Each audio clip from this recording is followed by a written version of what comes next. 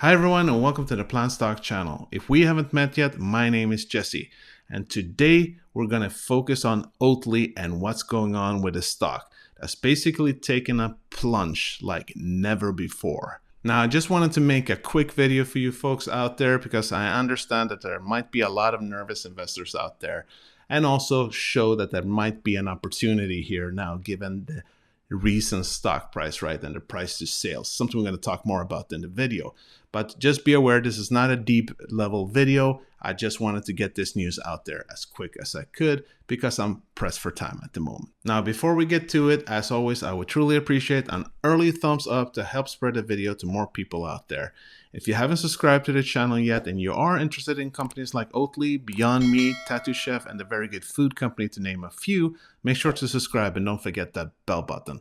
And if you want to be part of our free Discord channel, the PlantStock community, it's free right now. Take a look in the description if you want to be part of it. It's a great group. Thank you, folks. I truly appreciate your help. Now, if we first obviously take a quick look at the stock chart, ticker symbol OTLY, we can see it at an all-time low of $9.66. It's been down now about 20%, and at this moment, it is down minus 18.19% and changing as we speak.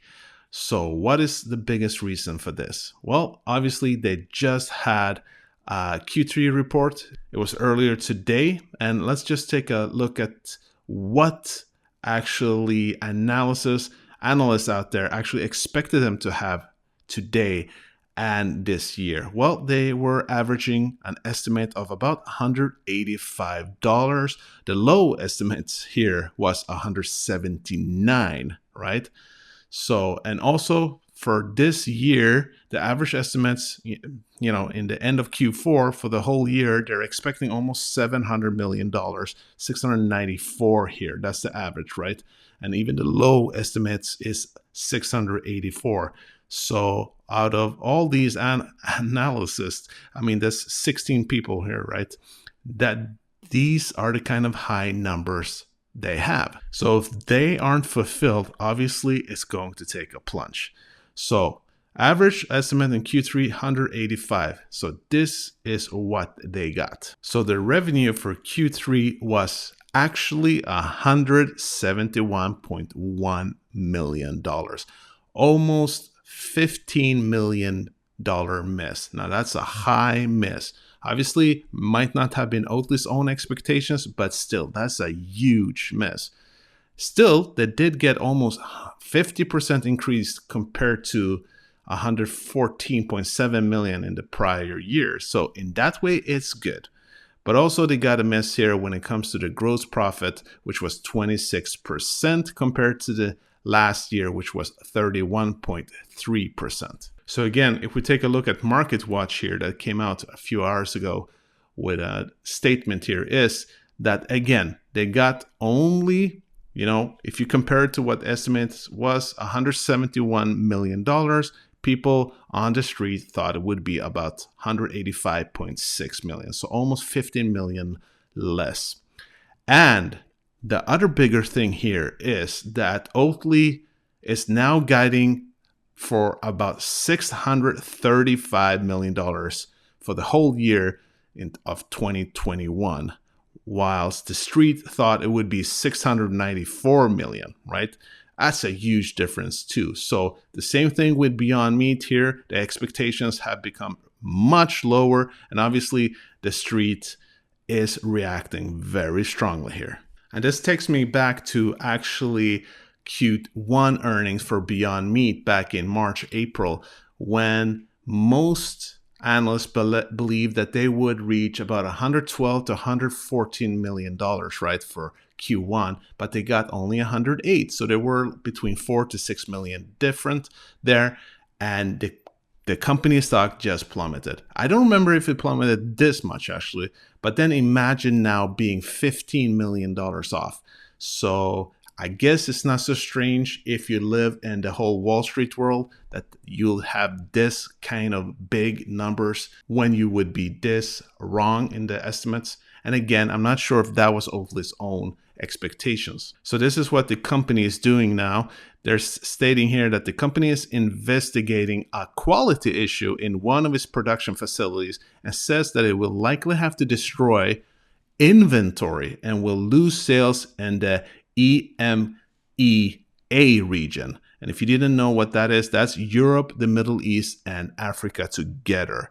Quote, in EMEA, we are starting to build supply to meet consumer demand, but the pace at which we expected to increase revenue in new and existing retailers and to open new markets is slower than we anticipated as we navigate a dynamic Rona operating environment, said Chief Executive Tony Peterson in a statement. And further, he states that, quote, we believe this is primarily a timing issue, and the first half of 2022, we expect to have an increased share of shelf space at retail given our strong velocities and current supply levels. And also, if we just take a quick look at Seeking Alpha here, they do talk about the gross profit also, that they didn't reach the expectations there. Again, 26.2% compared to 31.3% in the prior year.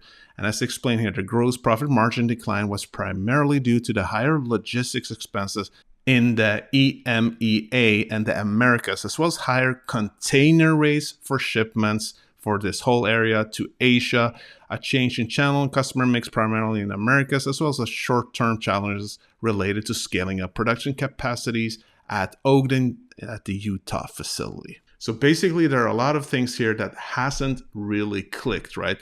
And it's nothing that is strange given the market right now. I mean, we've seen what's happened to Beyond Meat, right? And we're waiting for Tattoo Chef, their next call now, the Q3, the new scheduled call is going to be tomorrow at market close, guys. So if you're interested to see that, make sure to write that in your schedule. But as we know, Tattoo Chef had to reschedule, and we don't know the reason yet. If it is that the numbers look really bad and they really need to take a look at it again, or that it is, as I think a lot of us expect, they're still a very young company. It's the first time they're public. They're only been public for a year. So there's a lot of things that they have to actually share compared to when you're a private company, right? So the overall sector, we know when it's growth companies, disruptive companies, same with then plant-based companies, which is part of that whole area, right? Being a growth company and disruptive companies, they're taking a lot of beating given what's going on in the whole world now, right? With macroeconomics, with higher inflation rates, shipping costs, uncertainties with the federal government right now, especially with Jerome Powell, if he's going to continue or not. Just overall, a lot of uncertainties, right? And that's going to affect companies like this. So Oatly has had a rough ride. And to be honest, I think there's a risk that it's going to be a rough ride for quite some time for them, because now, like Beyond Meat, that they've actually lowered the expectation for the whole year. That's almost about $60 to $70 million change. Well, that is going to make a dent, right? So I do expect that there might be some analysts out there that's going to downgrade the stock even more with time. But there is still a silver lining here, because the company is still expanding quite quickly. I mean, come on, 50% increase year over year. That isn't bad given what's going on around the world. But the real gem here is maybe the investment opportunity. I mean, look at the price to sales ratio here, which isn't accurate actually. It says that it's still 12.66, which is way lower than it has been. It's been up to 30, 35, right? The valuation was crazy high before. But look at the market cap, right? About $6.69 billion.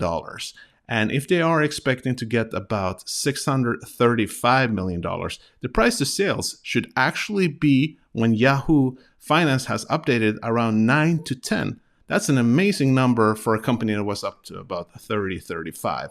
And I do believe that Beyond Meat now is around 10 to 11. So this is a really good price for such a large company and a company that's this disruptive, right? So this obviously means that if you invest in this company now, you're taking a lot less risk than you were just a few months ago.